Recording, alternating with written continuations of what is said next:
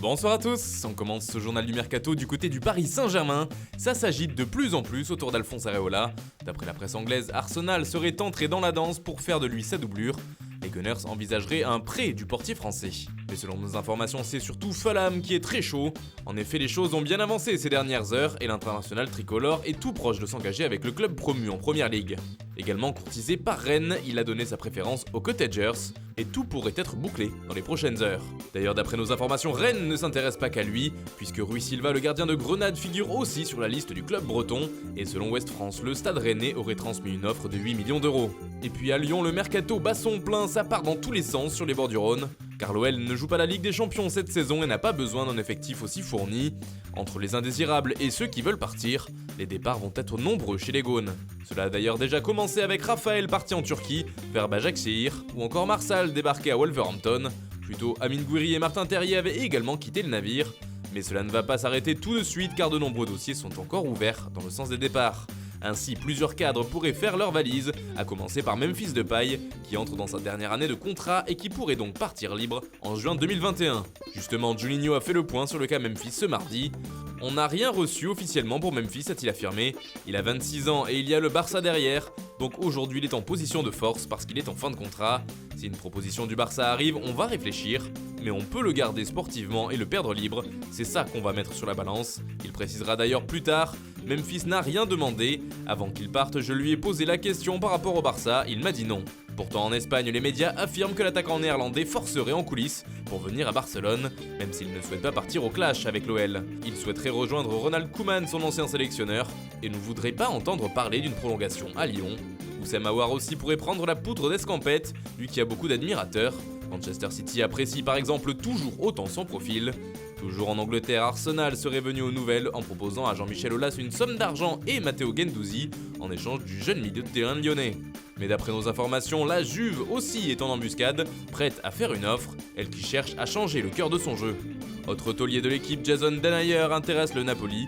Le club transalpin aimerait beaucoup son profil et pourrait bien passer à l'attaque, surtout si Kalidou Koulibaly venait à partir. Kenny Tété, lui aussi, pourrait mettre les voiles en direction de la Grande-Bretagne. Il est en partance vers Fulham, promu en Première Ligue, et aurait déjà passé sa visite médicale. De même qu'un accord entre les deux clubs aurait été trouvé. Jeffrey Adelaide a des envies d'ailleurs, il l'a lui-même avoué dans la presse. Son nom est évoqué en Espagne, mais aussi en Allemagne, au Hertha Berlin et du côté du Bayer Leverkusen. Mais en ce qui concerne ce dernier, les dirigeants ont publiquement expliqué qu'ils ne suivaient pas le jeune français. Le Stade Rennais serait également sur les rangs, le club breton s'apprêterait à faire une offre de 20 millions d'euros pour le faire venir. Dans les cages, Cyprian Tatarusanu lui aussi pourrait s'en aller, et si on en croit les médias italiens, le gardien de l'OL partirait en direction de l'AC Milan. Alors qu'il pestait d'être numéro 2 à Lyon, il serait donc partant pour jouer la doublure de Gianluigi Donnarumma. Enfin, toujours dans le sens des départs, Bertrand Traoré lui aussi souhaite partir, sauf s'il parvient à trouver sa place dans l'effectif de Rudy Garcia. Si ma situation à Lyon ne change pas, je ne peux pas rester tout le temps sur le banc, a-t-il déclaré. J'ai besoin de jouer, je n'ai pas de temps à perdre. Des mots forts qui doivent donner des mots de tête aux dirigeants lyonnais. Du côté des arrivées, en revanche, il y a moins de noms, il faut dire que l'OL recrutera surtout si des joueurs venaient à partir. Pourtant, plusieurs journaux transalpins font état d'une possible offre des Gaunes à l'encontre de l'AC Milan. L'idée serait de faire venir Lucas Paqueta en échange d'un chèque de 22 millions d'euros. Une offre de ce niveau aurait été faite au club lombard. Lyon cherche aussi à faire venir Facundo Pellistri de Peñarol en Uruguay. On parle ici d'une offre faite par l'OL de 5 millions d'euros, sans succès. D'autres clubs seraient dans la concurrence comme la Juventus et les deux clubs de Manchester. D'ailleurs, c'est pour l'instant City qui aurait un temps d'avance sur ce dossier. Selon nos informations, le club de Jean-Michel Aulas suit aussi de près Miron Boadu, qui fait sensation à Alkmaar. Mais là aussi, les prétendants sont nombreux avec de très grosses écuries européennes. Enfin, deux anciens de la maison sont dans les plans lyonnais. D'abord, Samuel Umtiti, qui pourrait être inclus dans une opération avec Memphis Depay.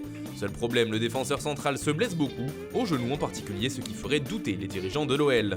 En revanche, pour Karim Benzema, il semble sûr de vouloir son retour. Juninho en personne l'a avoué. C'est le rêve de tout le monde ici de le revoir revenir et de jouer 2 ans, et de jouer la Ligue des Champions, de porter le brassard. Est-ce qu'on va réussir ou pas? Je ne sais pas, reconnaissait le directeur sportif brésilien. On part en Angleterre pour revenir sur la transaction de James Rodriguez en direction de l'Everton. Car selon nos informations, Everton n'a pas déboursé le moindre centime pour le faire venir. Annoncé à 25 millions d'euros par la presse anglaise, le Colombien aurait en réalité débarqué libre comme l'air. Seule condition imposée par le Real Madrid pour financer le deal, inclure un pourcentage à la revente. Voilà qui pourrait faire une sacrée bonne affaire. En revanche, les Toffees ont bien dû sortir le carnet de chèques pour s'offrir Abdoulaye Doucouré, et cette fois le transfert est bien de 25 millions d'euros, bonus compris. Il quitte ainsi Watford et s'engage avec Everton pour les 3 prochaines saisons. Angelino est de nouveau prêté au RB Leipzig, le latéral gauche espagnol qui appartient à Manchester City va donc rester encore un peu en Allemagne. En revanche, Ivan Perisic, lui, ne restera pas en Bundesliga. Il était prêté au Bayern Munich cette saison, mais lui ne rempile pas. Le Croate rentre donc en direction de l'Inter, avec qui il est sous contrat jusqu'en 2022. Encore en Italie, l'Atalanta Bergame a annoncé l'arrivée de Cristiano Piccini. Le défenseur de 27 ans arrive sous la forme d'un prêt d'une année avec une option d'achat et appartient au club de Valence. Et puis en France, Steve Mounier rentre au pays. Après 3 ans du côté d'Huddersfield, il s'engage avec le club de Brest, où il portera le numéro 15. Voilà, c'est tout pour aujourd'hui. Bonne soirée à tous et rendez-vous demain pour de nouvelles informations sur le Mercato.